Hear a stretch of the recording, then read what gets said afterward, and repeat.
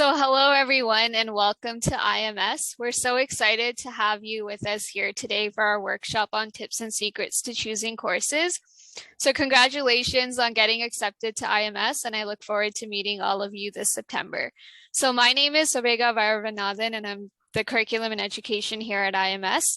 So I deal with anything from courses to course enrollment to curriculum development to our teaching assistant sessional lecture recruitment to our summer undergraduate research program and scientific day. So I look forward to getting to know all of you, and I'd like to introduce a few guests who are with us here today. Unfortunately, our director of curriculum, Nicole Harnett, could not make it today.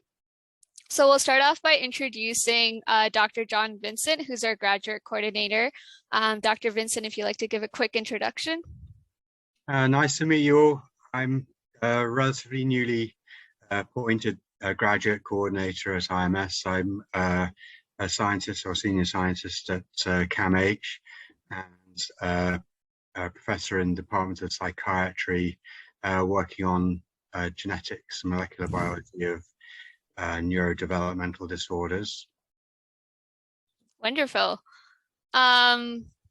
Next up, we have Emily, who's our graduate program assistant. So Emily, if you'd like to give a quick introduction as well. Yeah, hi everybody, welcome. I'm Emily Rosier. I'm the graduate program assistant for the master's students. So I deal with program advisory committees, so PAC questions, registration, GEMS agreements for continuing students, so not quite you guys, leave of absence, program extensions, and thesis, final oral exams for master's students and transfer exams. So welcome. Wonderful. And next up, we have Lisa, who's our work study student. Lisa, if you'd like to give a quick introduction as well. Yes, hi everybody, I'm Lisa. I'm a work study student in the IMS curriculum department, and I also act as the student representative on the curriculum committee. I'm a second-year PhD student based at St. Michael's Hospital doing research in neuroimaging. And I'd like to say welcome, congratulations, and I'm very excited for this workshop with you. Wonderful. So we're gonna get started.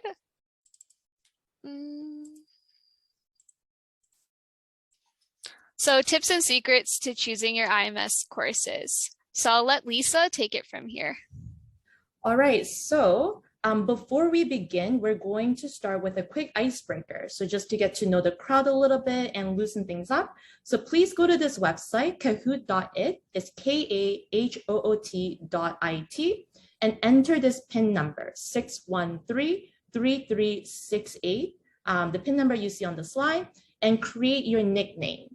And we're going to give you maybe 2-3 minutes for everybody to join. And the game should be pretty straightforward. There'll be multiple choice questions, and you'll have about 10 seconds to choose your answer.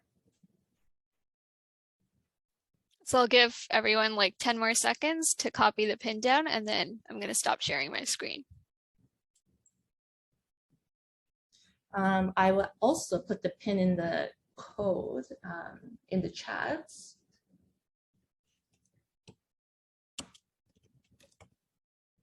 We haven't even started the workshop and the students have a lot of questions already. Love it.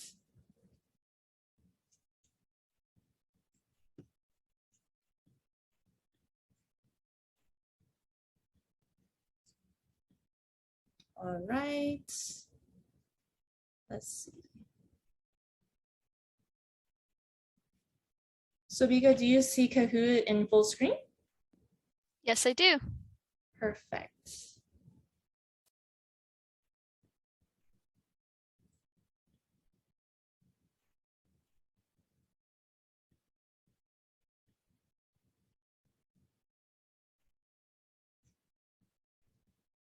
All right, more and more people joining. Maybe like 30 more seconds for people to join.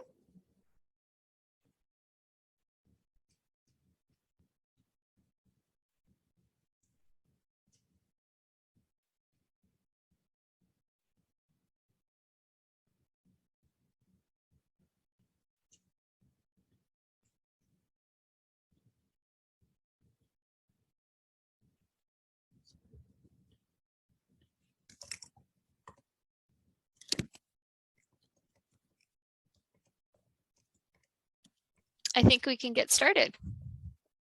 All right, I'm going to just type in the pin code one more time for a couple of people that just joined. All right, let's get started. So welcome to the workshop. This is the icebreaker portion, and let's get started.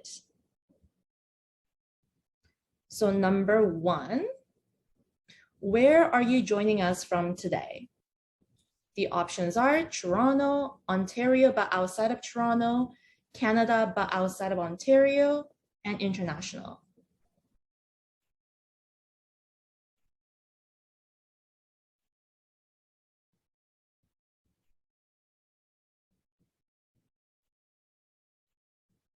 Amazing, most people are from Toronto. All right, next, okay. We're not keeping scores for this one, but there'll be another quiz at the end where we will be keeping the score. Next question. What degree in IMS are you pursuing? Is it your master's degree, your PhD degree, MD, PhD, or are you in the wrong Zoom meeting?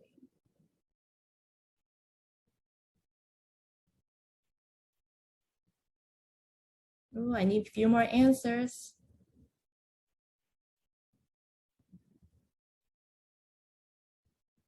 Okay, largely master's student. Wow.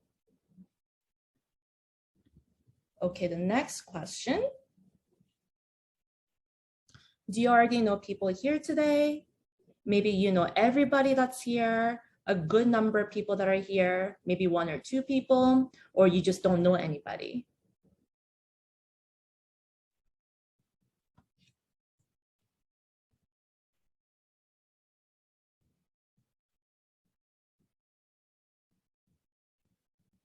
Okay, most people don't know anybody or only know one or two people. So this will be a good opportunity to meet some new senior students and other peers as well. Next question.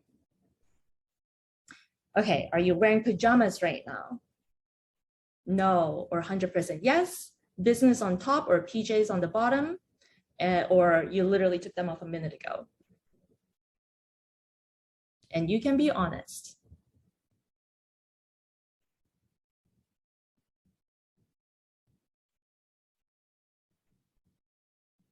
Okay, a little mix of both, but most people are not wearing pajamas. Impressive.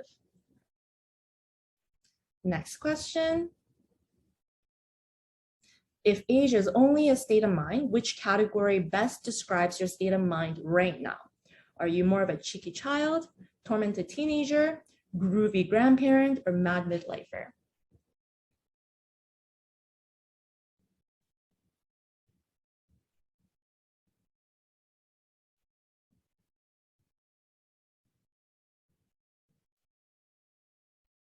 Okay, lots of mad midlifer, but a little bit of everything, cheeky child, tormented teenager, and so on. All right, so next. What is the strangest thing you did while attending a meeting online? Cleaned home, cooked lunch or dinner, brushed my teeth, other, but my lips are sealed.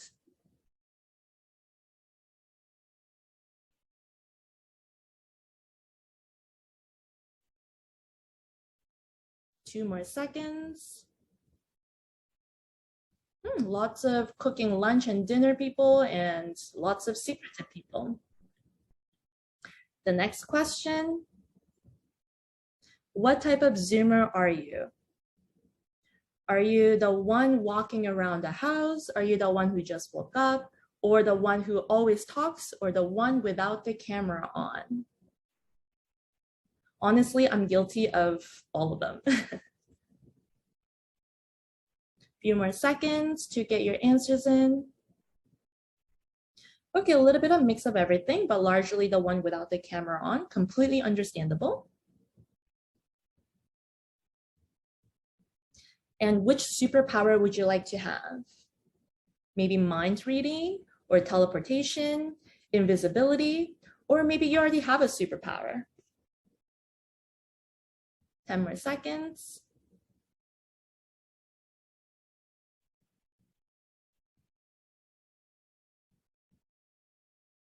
let's see. Okay, a little bit of everything, but mostly mind reading and teleportation. My personal choice would have been teleportation too. Would be really useful as a grad student. Next question is, do you multitask when you're attending a meeting online? Yes, I'm guilty. My mind tends to wander sometimes, or no, I'm 100% focused.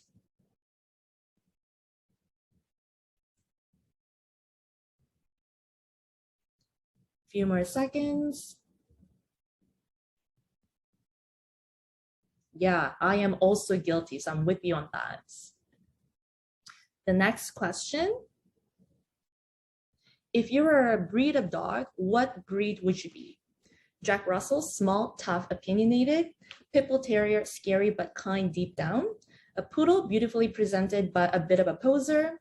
Or German Shepherd, poised and elegant but rather hardy. And I also love this photo of this dog. Okay, lots of German Shepherds here. All right. And the last question that we're going to do today for this icebreaker is this one. Which lie do you tell most often? 5 more minutes, or on my way, or I'm listening, or I didn't see your text.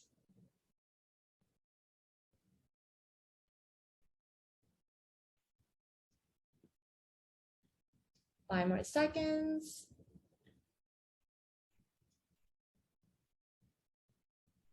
Okay, a little bit of everything, but mainly I didn't see your text, or 5 more minutes.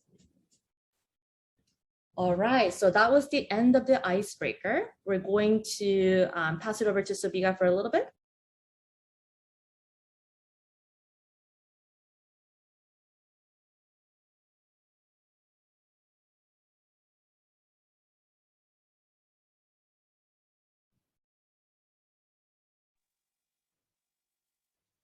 So Vega, I think you might be muted.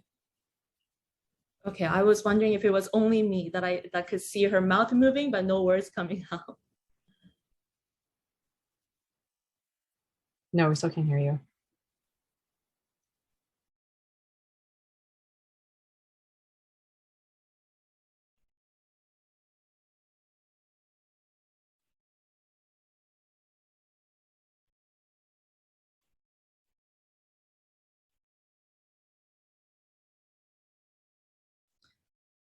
Hello, can you hear me? Yes, perfect. Okay, perfect.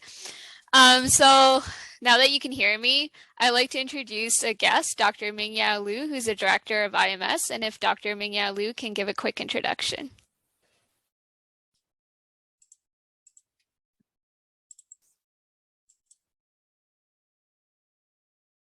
As you can see that I'm totally unprepared.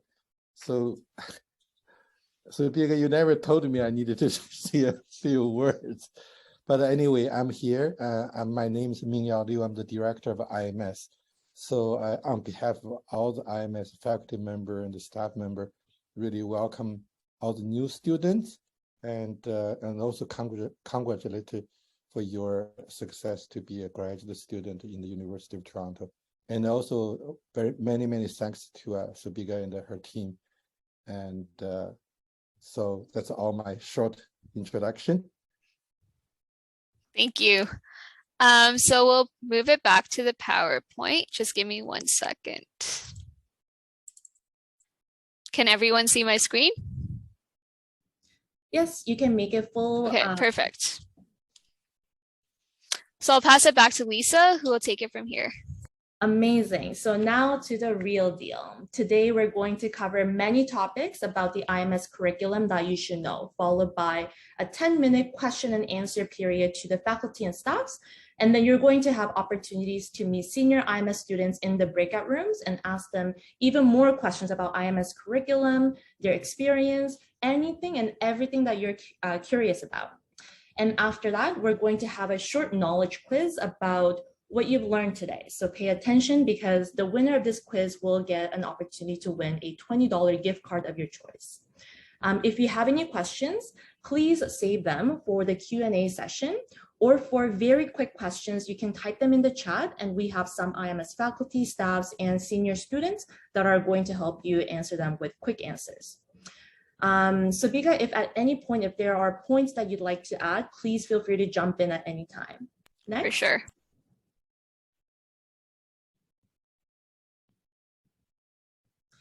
So one of the most important websites that you should bookmark is our IMS website. This has important information about everything from course options, funding, to exam and thesis prep information, and so much more. So if you haven't already, I highly recommend that you explore every tab of this website. Next. Couple other important websites are Acorn and Quirkus. Acorn is like your general admin website. It has your contact information as registered at U of T, financial information, including tuition and tax slips, academic information like timetables, your final grades, transcript, graduation prep, degree registration status. And this is also where you go for course enrollments. Quirkus is where all the course contents are after you enroll in the courses on Acorn. Quirkus will have syllabus, readings, course materials, announcements from your profs, quizzes, assignments, grades before they become officially available on your transcript later, and so on. Next.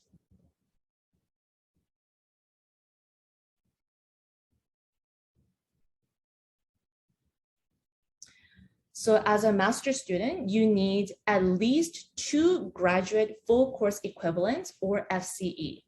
0.5 FCE must come from MSc 1010H, which is a mandatory course.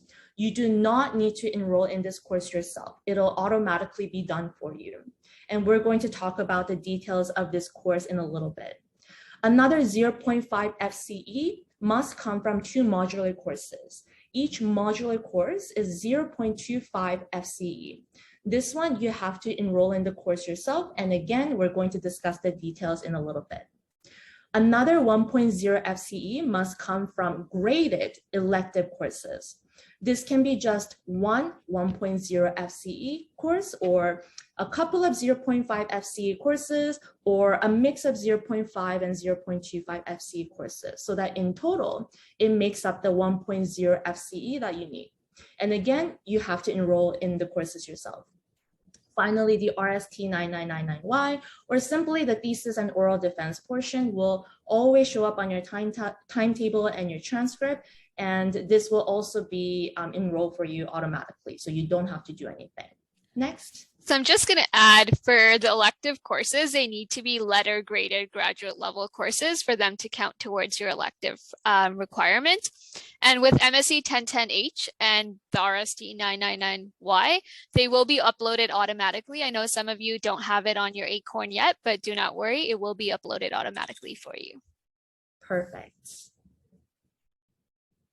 All right, so now there are multiple streams for the PhD students. There's the MSc to PhD transfer, which means that you started as a master's student right now, but you might want to transfer to the IMS PhD program in the middle of your master's. Or you could be a direct entry student, which means that you went straight into the PhD program with no defended master's thesis.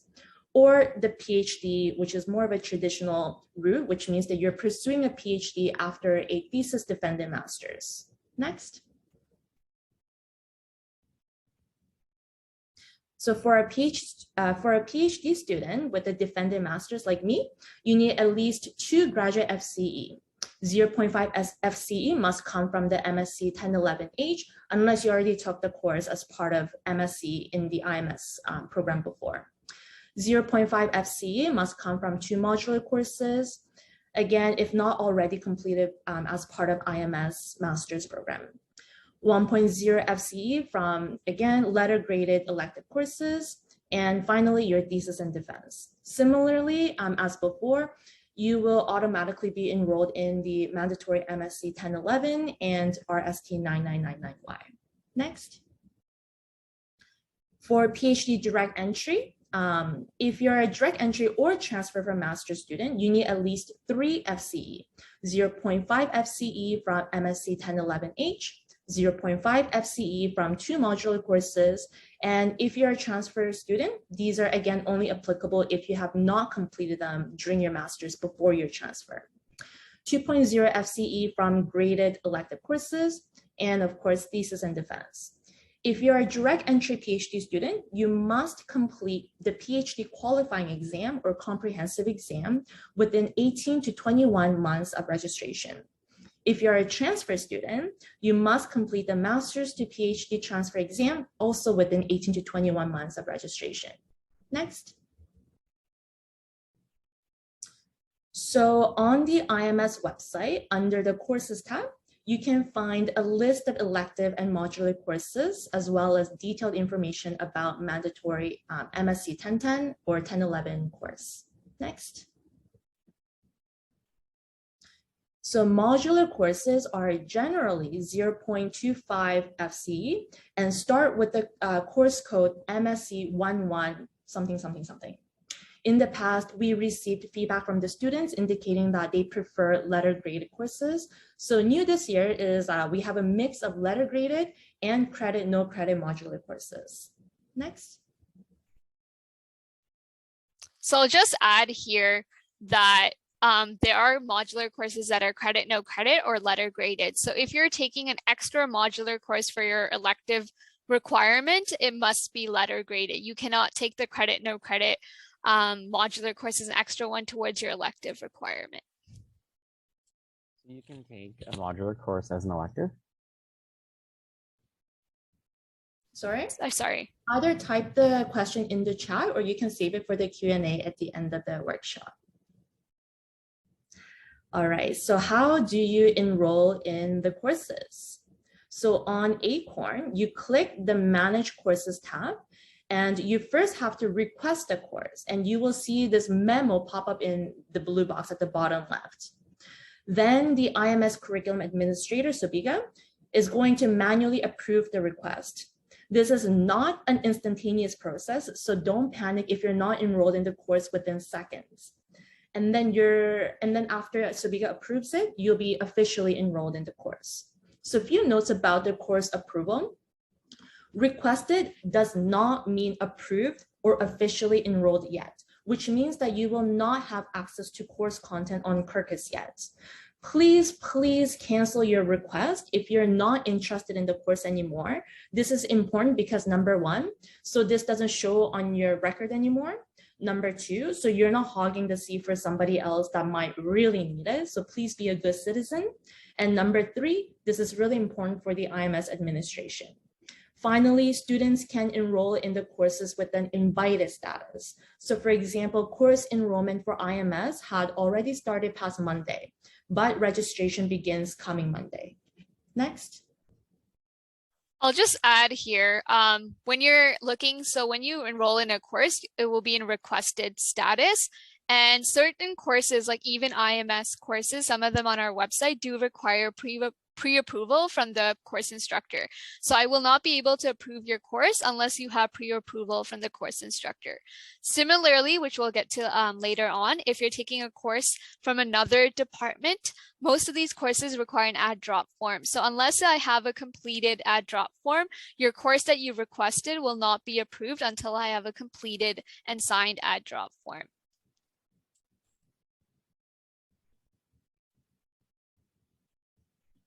All right, so before I move on, I see so many questions popping up on the chat. I'm going to kindly ask IMS staffs and senior students to answer as many questions as you can.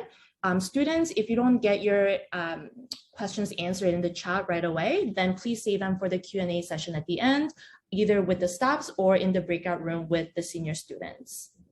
All right, so now the big question, what courses should you take and who should you talk to? Generally, we say that the courses should support your research project or complement your knowledge and skills. But this is really up to you after you chat with your supervisor. You can also chat with your committee members, other students, lab colleagues to see what they suggest for course selection. If you decide to join the collaborative specialization program, which I will talk about in detail in a little bit, there can be other course requirements than what I had already discussed. Next. So the timeline for the courses is generally dependent on the student and supervisor, but IMS strongly recommends the courses to be completed within the first year for master students and within 2 years for PhD students. Next.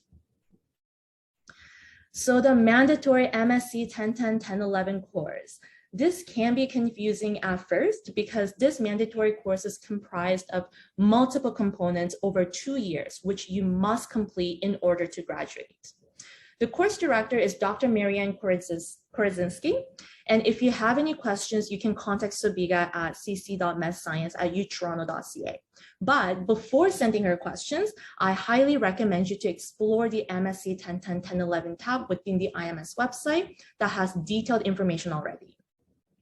As part of this course, there is a lecture series similarly to any other course in the fall term of year 1. You must complete TCPS2 core online ethics course and submit the completion certificate.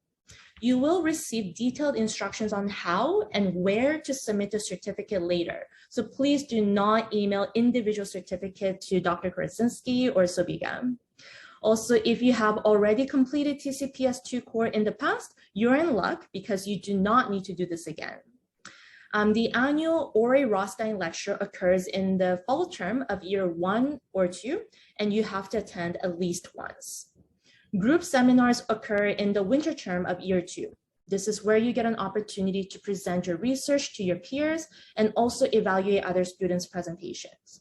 Finally, the presentation at the annual IMS Scientific Day. You can do this either during year 1 or year 2. And the pictures on the right are from this year's IMS Scientific Day. Next. So I'll take it from here. So collaborative specialization programs. So IMS offers a variety of collaborative specialization programs. So we have everything from addiction studies to our most popular neuroscience to a new one starting in fall 2022, which is our neuromodulation. So if you go on our website under the collaborative specialization tab, you will see all the collaborative specialization programs that IMS is involved in. So let me repeat, as mentioned on the slide, these are not mandatory, these are optional, but these provide you an experience to allow you to explore a research area in depth and meet people who have similar interests to you. So each of these collaborative specialization programs have different application procedures. So if you click on the link on our website, it will take you directly to their website where you can learn more about how to apply to these programs. So these are noted on your transcript as well. So one of the most important forms that you will need is the add drop course form. And I highly recommend that you pay attention very carefully. So if you like to take a course outside of IMS, you will most likely need to fill out an add drop form for most courses outside of IMS. And it's essential that you fill out this form correctly so that your course will be approved. Once it has been approved, you can request a course on Acorn. You can request a course on Acorn before the form is approved as well, but your course request will not be approved until the form is completed. Please note that it does take a while for signatures to be collected, so please allow a minimum of 1 week when you send me this form, and I'll go over this form in detail. So here's a sample add drop course form that I filled. So let me go over this step by step. So at the top of the page, you need to fill out your last name and your first name. So make sure it is your legal last name and your legal first name. Your student number, so the University of Toronto student number. Under degree, either Master of Science or Doctor of Philosophy. The session. So the session is a session in which you're going to take the course. So in this case, I picked a random course from IHPME, and this course is taking place in fall 2022. So otherwise, if the course is in winter 2023, you'd write winter 2023. The graduate unit is the Institute of Medical Science, or IMS, a full-time student, and then your University of Toronto email address. It's essential that you use your University of Toronto email address. And I'll also add, it's not just for this form, but when you communicate with anyone here at IMS, you should use your University of Toronto email address and not your Gmail or your Hotmail. So when you're going to add a course, so you write the course number here. So a graduate level course has these 3 letters and a 4-digit number. And then if it's an H or a Y, the course title, so the full title.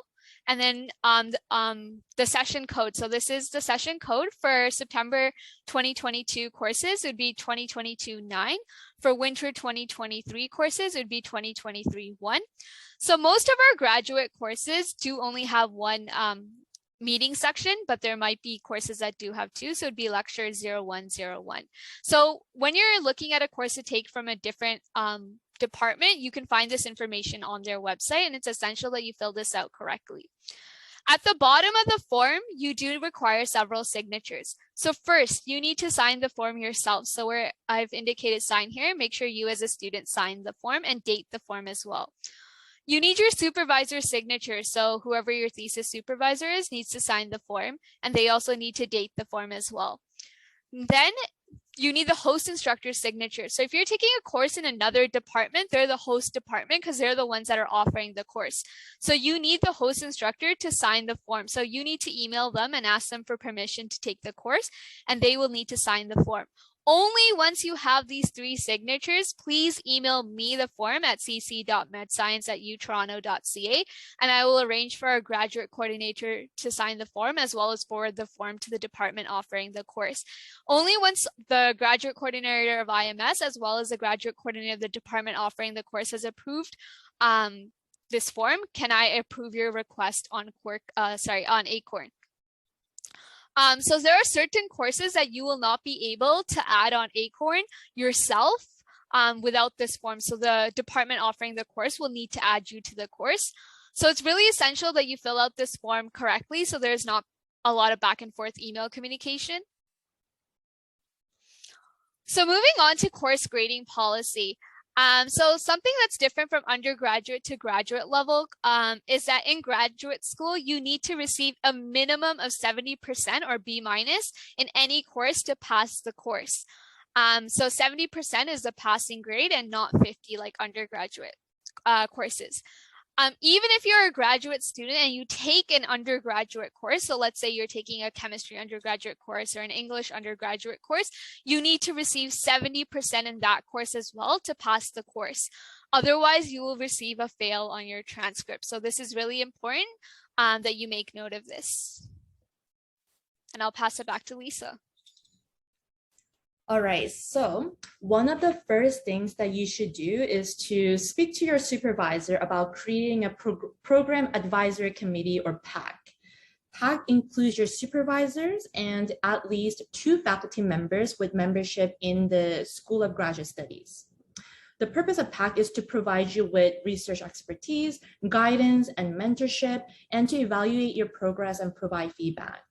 You must submit the PAC approval form by December 1st for September entry and April 1st for January entry. I highly recommend building your PAC as soon as possible so you have ample time to look for another potential PAC member before the deadline in case your top choice PAC member happens to not work out. You must have at least one documented PAC meeting every 6 months. So that's twice a year. And the first PAC meeting must take place within the first 6 months after admission. So February for September entry and June for January entry. Next. So there are expectations before, during, and after the PAC meeting. A week before the PAC meeting, you should send a short PAC research report and a previous PAC meeting report to each of the PAC members. You should also send a PAC meeting report that needs to be completed and signed by the PAC members at the meeting. During the PAC meeting, one of the PAC members, not your supervisor, should act as the chair of the meeting. Generally, there is a student presentation, PAC discussion, and evaluation at the meeting. After the meeting, you should submit the signed PAC meeting report and any related meeting minutes to the IMS staff and CC every PAC member and supervisors. This needs to be done within 2 weeks of the meeting. Next. So moving on to the PhD qualifying exam. So all PhD students will have to hold a qualifying exam within 18 to 21 months of starting the program. So for more detailed information on the PhD qualifying exam, you can visit our website. So before the before the pre-exam PAC meeting, you need to obtain your PAC approval. And then 4 weeks prior to the exam, you must submit your exam package to the IMS for approval. And this is very essential that you follow these deadlines. Then 3 to 4 weeks prior to the exam, you need to distribute the research proposal to your exam committee once approved by IMS.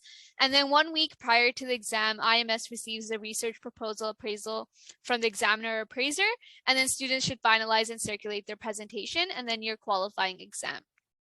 So if you have any specific questions, you can email our graduate program assistant for our PhD students, Joanne at phd.medscience@utoronto.ca. So similar to the PhD qualifying exam is the MSc to PhD transfer exam. So there are students who want to transfer from the MSc program to the PhD program, and these are the steps that they would follow. And this is very similar to the PhD qualifying exam. And if you have any questions about the MSc to PhD transfer exam, you can email Emily at msc.medscience@utoronto.ca. All right, so the enrollment steps. I know many people are confused about all these different steps for even enrolling in this program. So first, get your UTOR ID and T card if you can. Then you need to get a UToronto email address. This is really, really important because IMS staffs and faculty can communicate with the students via UToronto email address only, not Gmail. This is the school policy. And this becomes especially important for the next step. So you have to submit something called GEMS agreement form, Graduate Education Management Systems GEMS agreement form. And this has information about your funding details and everything. And then after that, you pay your tuition. And then only if all of this is done properly, your degree registration status will change from invited to registered on Acorn. And you also enroll in the courses. But as mentioned before, step 6 can actually come before step 5. So you can have an invited status and enroll in the course while waiting for your status to be changed to registered. Next. And this is the degree requirements checklist. So again, the elective and modular course requirements, the MSc 10-10-10-11 course requirements, the PAC meeting twice a year or once every 6 months, obviously the thesis and the oral defense, and if this is applicable for you, the collaborative specialization program requirements, the transfer or qualifying exam within 18 to 21 months of registration. Next.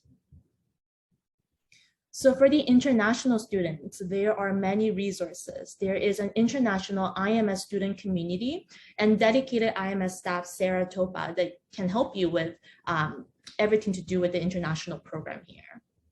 Next. IMS has a lot of resources. If you have any questions about IMS or simply just want to chat about anything related to being a graduate student, you can drop by at the IMS virtual office hour with the fantastic graduate coordinators that occurs every Tuesday at 9 a.m. at this Zoom link. The IMS Student Association, or IMSA, is the main IMS student community. This is an excellent opportunity to meet lots of IMS students. IMSA offers many volunteer and leadership opportunities, student resources, or simply it's just a great way to make friends and hang out. I highly recommend you also getting a student mentor either through IMS, IMSA, or hospital site-specific mentorship program. Next. More additional resources at this student handbook, very, very helpful. I highly recommend you to take a look at this. Next. So coming to the end of the workshop, these were some FAQs from last year's curriculum workshop from the students that were commonly asked. And that being said, I think the next slide is just the Q&A, so that's nothing. So let's go back to the FAQ. Sure, or we can close it. So students, if you have any questions for the staffs and faculty members, now is a great chance, especially if you had questions in the chat and they haven't been answered yet, please feel free to raise your hand and speak up.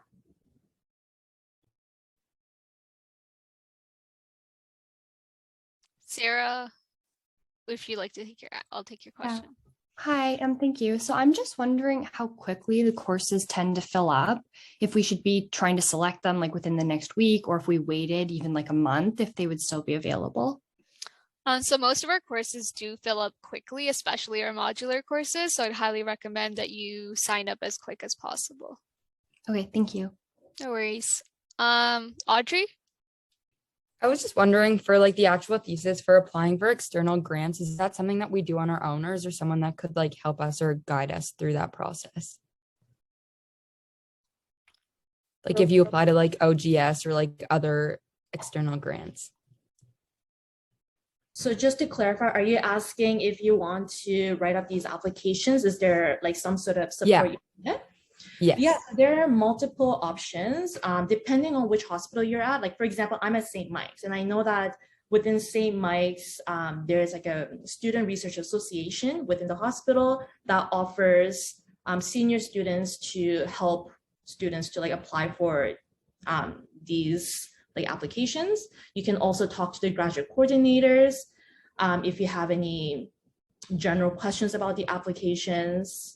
What do you think? Like, Emily, do you have anything to add? And I also, sorry to interrupt, I wanted to know if that's something that you guys would like recommend just to go for it and apply. Yeah, I recommend you apply to OGS. I also recommend talking with your supervisor about that to see if they also have any grant specific, like the topic specific grants that they also recommend. So Okay. we recommend the OGS, but if you're, in cardio, I also recommend, reaching out to your supervisor to see if there's any sort of cardiology specific grants. And SGS also, like the School of Graduate Studies, for sort of general things like that, also has great resources for courses on like course writing stuff, for research proposals, for grant applications and stuff like that. I know that there's one being offered in the summer. So Okay, just thank to you add so on much. to that, as an example, I hold a CIHR grant, and when I was applying, I like wrote up my application, spoke with my supervisor, got feedback, and I reached out to my student mentor, got feedback. I reached out to the St. Michael's Research Student Association, the person who like oversees some of the applications. I reached out for more feedback, and that's how I was fortunately successful in the application process. Hopefully that helps you too. Okay, thank you so much. Golden? Hi, I had a question. So for the module courses that you said that we can take credit, no credit, because most of them are credit, no credit. Like for example, I've requested them and they're still in requested. You said the modular courses would be also required to be requested as well? So all the courses that you take on, like when you request anything on Acorn, you need to request a course. So for modular courses, you would also need to request them on Acorn. So we generally limit students to 2 modular courses so that all students have the opportunity to complete their degree requirements, because in the past as well, all our modular courses used to be credit, no credit. We've only recently, starting fall 2022, have some courses, some modular courses that are letter graded. But you can take credit, no credit modular courses to complete the modular course requirement. Yeah, I have like 2 in my cart and they're both requested, so I guess it's fine. It just takes a couple of weeks for me to go through all the course requests. Okay, no, I thought I did something wrong. No, And I no. just had one other quick question. So for transcripts, like I did my undergrad at U of T, and if we graduated, would you know that, or do we have to send it to you? Like if we're from U of T for undergrad. I think that would be a good question for Miss Pollard. Okay, I sent an email to her, so I guess I'll just wait to see. Thanks. Actually, Speaker, I think that question was on the FAQ from last year. So, Golden, let me know if this answers your question. So it says, if I completed my undergraduate degree at U of T, do I still need to send Ms. Pollard the transcript? The answer is no. Ms. Pollard will have access to the academic record from U of T, so there is no need to order and send an official copy. Another question was, if I completed my undergraduate degree outside of U of T, do I need to send an official transcript? The answer is yes. It must be an official transcript sent directly from the institution. Does that kind of answer the question? Yes, thank you. Perfect. Thank you. Dina? Yes, hello. Hello. So I have like 3 questions. So the first one is that if I want to transfer from a master's to a PhD, when should I finish all the requirements? Is it by first year or 18 like months or so? Emily can answer that question for you. Yeah, so for incoming master's students, we recommend that you finish all of the course requirements within the first year and a half, especially if you're considering a transfer exam and also if you're contemplating applying to med school. So that way you have all of your course requirements out of the way and then you can focus on that research component. So first year is like before next fall, right? Yeah, so if you're an incoming for fall 2022, so that would be the full year. So then fall 2023. 1 year. Fall 2023, I would be finished with all my requirements. For course requirements, yes. Course requirements, yeah. Okay, so the second question is that I enrolled in a course, in a modular course, and it's still in the requested card in Acorn. If there is a button where I can say cancel course, will that like be sufficient, or I have to fill a dropout form? You can just cancel the course. Right now I can just cancel. Yeah, so there is like later on in the semester, if you like to drop a course, there are dates that you have to follow from SGS for dropping a course. But as of right now, if you like to remove a course, you can unrequest it. So the dropout forms is when I'm already enrolled and I've been accepted in the course. So the drop forms are required when you're past the SGS drop date for a course and you want to request like a late withdrawal, you need a drop form. Oh, other than that, then I can just cancel the course without any forms. Yeah, so you can drop the course on Acorn directly. Okay, and I had this because I have a pharmacy background, so I was looking on the Leslie Dan courses because it was on the collaboration specialization part. So if I apply to that, I need the form to submit the form to you, but I have another course that is 1 full course equivalent, and this course from Leslie Dan is half full course equivalent. So my question is, like, I was wondering if I can enroll in both and see which one is like most interesting for me. Can I do that or not? So we recommend that you only enroll in courses that you are actually want to take. So if you enroll in a course and you want to drop it, you have to note that there are drop deadlines and you have to follow them. Otherwise, the course will remain on your like you have a date that you have to drop a course by. Okay. And I asked a question about the GEMS funding, and you said that it will be sent to us past the 18th of July, right? Yeah. Yeah, GEMS, Emily can answer. Yeah. Yeah, so we can't release GEMS agreements until after the tuition is posted on your Acorn, which is Monday, July 18th. So after, so it'll be on our, so you'll be receiving an invitation to log on to GEMS for the upcoming 2022-2023 academic year.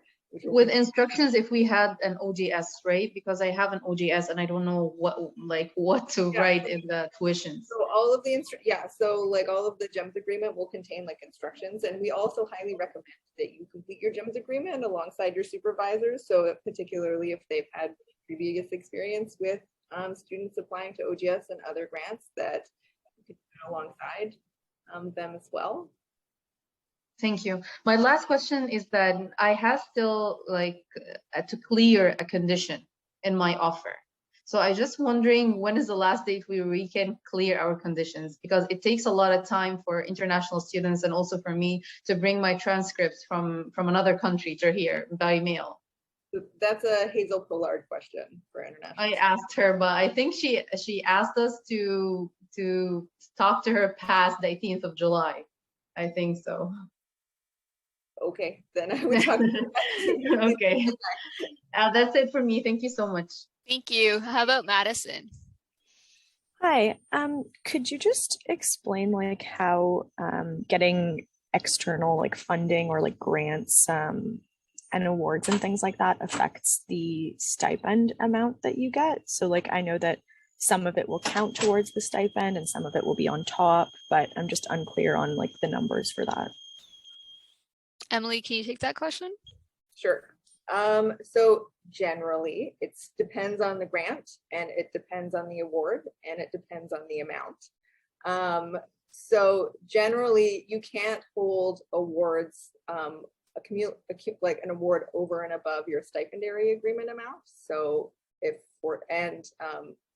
you're receiving like OGS and like a MITAS or something like that, you can't hold those two awards at the same time, because both those two awards cumulatively are more than your stipend, the stipend that you're receiving. So again, which is why we sort of recommend you go through this with your supervisor. And a lot of that, like most of that information is like sort of explained in the GEMS agreement invitation that's going to be sent out. So it depends on the award. Yeah, some of them are excluded, and some of them aren't. Depends on the award, depends on the amount. All right, thank you. I just wanted to add that course registration started on Monday, July 11th. So this past Monday, course registration has already started.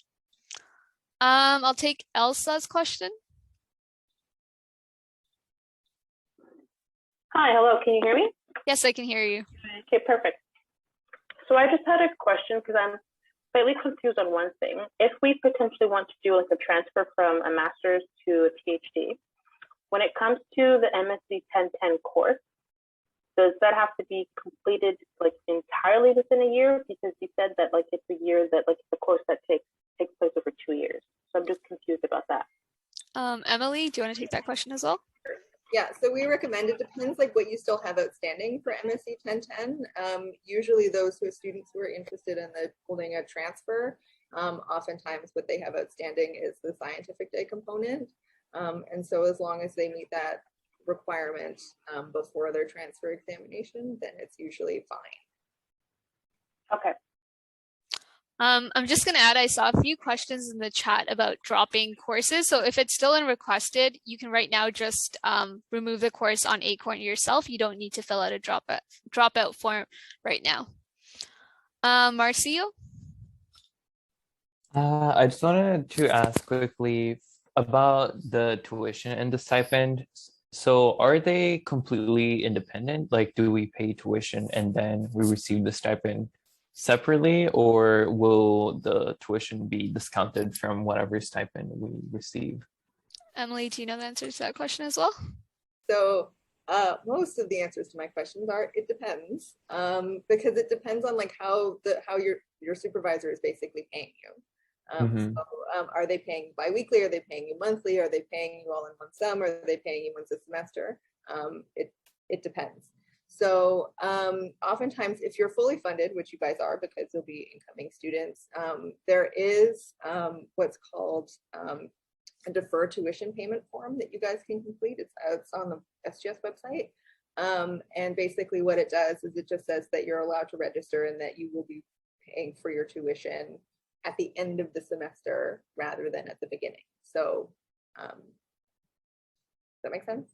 Yeah, okay, that makes sense. Thank you. Before I move on, I did see a question from David in the chat about an add drop form for courses offered by TRP. So for the modular courses offered by TRP, you do not need to complete an add drop form. You can just request the course on Acorn and I will approve it. Molly? Hi, I just had a quick question about finding the courses on Acorn. So I've been like going through and searching up a few courses and some of them don't show up. Is that because it's not Monday yet? Because I know like technically registration started last Monday, but will the courses that aren't showing up now show up after this upcoming Monday? So course enrollment started last Monday, so July 11th. So you should be able to see all the courses on Acorn. I'm not sure if you're searching up, are you searching up like IMS courses or? Yeah, IMS courses. A lot of the modular ones, especially when I try to type in the course code, nothing comes up. Is there a specific one that you're trying to type up? I think I tried 11 1103. But Okay. it says session TBD on some of Yeah. them. So is that So why? if you go on our website, if it says session TBD, that's not a course that we're currently offering for the next academic year. So unless it says fall 2022 or winter 2023 or fall 2022 to winter 2023, these are the courses that we're offering. So if it says TBD or TBA, you're not going to find it on Acorn. Awesome, thank you.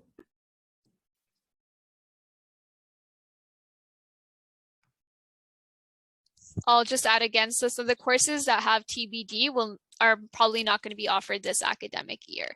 So please don't try adding courses from IMS courses that are TBD on Acorn. So the ones that we are offering have been updated on our website to clearly indicate fall 2022 or winter 2023. There may be some modular courses that are added later on in the year, but our website will be updated at that time. And Audrey, do you have a question? Video.